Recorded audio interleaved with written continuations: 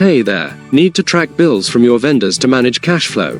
Recording vendor bills in FreshBooks gives you a clear picture of what you owe and when. Welcome back to Guide with Samuel. Here's the simple way to record them. While FreshBooks is primarily designed for invoicing clients, you can track bills using the Expenses feature.